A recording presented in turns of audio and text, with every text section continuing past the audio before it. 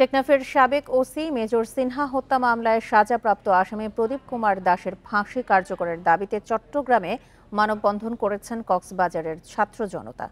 বেলা 11:30টায় press ক্লাবের সামনে এই মানববন্ধন করেন তারা। এতে সংহতি জানায় জাতীয় নাগরিক কমিটির খুলশা থানা শাখা। মানববন্ধনে ভুক্তভোগীরা অভিযোগ করেন, কক্সবাজারের অনেক নিরীহ ছাত্র জনতার প্রাণ নাশকারী এই প্রদীপ। ফাঁসির রায়ের পরও কেন তা কার্যকর হচ্ছে না তা নিয়ে ক্ষোভ জানান তারা। দ্রুত ফাঁসি কার্যকর করতে সরকারের প্রতি আহ্বানও জানানো হয়।